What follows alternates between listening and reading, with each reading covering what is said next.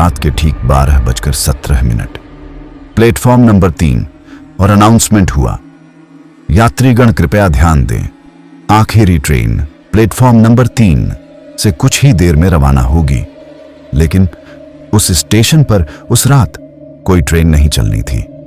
रवि पहली बार उस छोटे से शहर में नौकरी के लिए आया था। उसे रात की ट्रेन पकड़नी थी क्योंकि सुबह उसकी ज्वाइनिंग थी। स्टेशन लगभग खाली था, सिर्फ एक पीली टिमटिमाती लाइट और टिकट खिड़की बंद।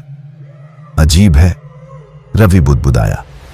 ऑनलाइन टिकट पर साफ लिखा था, ट्रेन नंबर 1 313 मध्यरात्रि एक्सप्रेस।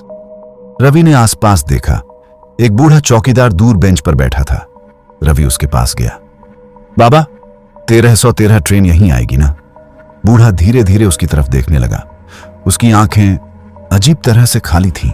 वो धीमे से बोला, बेटा, यहां रात के बाद कोई ट्रेन नहीं आती। रवि ने हंसते हुए मोबाइल दिखाया। देखिए, टिकट कंफर्म है। बूढ़े ने मोबाइल देखा और अचानक उसके हाथ कांपने लगे। तुम्हें यह टिकट किसने दिया? ऑनलाइन बुक किया है। बूढ़ा खड़ा हुआ और फुसफुसाया, यह ट्रेन 15 साल पहले पटरी से उतर गई थी। उसमें जितने लोग थे, कोई नहीं बचा। रवि हंस पड़ा। बाबा, आप मजाक अच्छा कर लेते हैं। लेकिन तभी लाउडस्पीकर फिर गूंजा, ट्रेन नंबर 1 313 प्लेटफॉर्म नंबर 3 पर आ चुकी है। पटरी पर धुआं उठने लगा।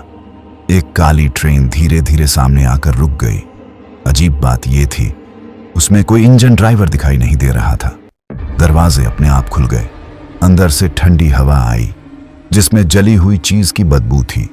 रवि ने पीछे मुड़कर चौकीदार को देखना चाहा, लेकिन वो गायब था। शायद मैं ही ज्यादा सोच रहा हूं। वो ट्रेन में चढ़ गया। दरवाजा अपने आप बंद हो गया। अंदर पूरी बोगी खाली थी। सीटों पर धूल जमी थी और कुछ सीटों पर जले हुए निशान। रवि बैठ गया। मोबाइल में नेटवर्क नहीं था। अचानक सामने वाली सीट पर कोई बैठा दिखाई दिया। एक लड़की, सफेद कपड़ों में, उसके बाल चेहरे पर गिरे हुए। रवि चौंका। आप कब आई? लड़की ने सिर धीरे धीरे उठाया। उसका चेहरा आधा जला हुआ था और उसकी आंखें पूरी तरह काली। लड़की ने धीमी आवाज में पूछा, तुम भी उसी मंजिल जा रहे हो? रवि डर गया। कौन सी मंजिल? लड़की मुस्कुराई। जहां से कोई वापस नहीं आता। अचानक बोगी की सारी लाइट्स बंद हो गईं। रवि को लगा कोई उसके पीछे खड़ा है। उसने मुड़कर देखा, पूरी बोगी अब खाली नहीं थी। हर सीट पर जले हुए लोग बैठे थे, उनके चेहरे पिघले हुए, आंखें गुस्से से भरी। एक साथ सबकी गर्दन उसकी तरफ घूम गई। हमें भी टिकट मिला था, हमें भी घर पहुंचना था, लेकिन हम कभी नहीं पहुंचे। रवि चीख पड़ा। लड़की उसके पास आई। 15 साल पहले इसी तारीख को यही ट्रेन हादसे में मरी थी, लेकिन हम आज भी हर साल उसी रात अपनी मंजिल तक जाने की कोशिश करते हैं।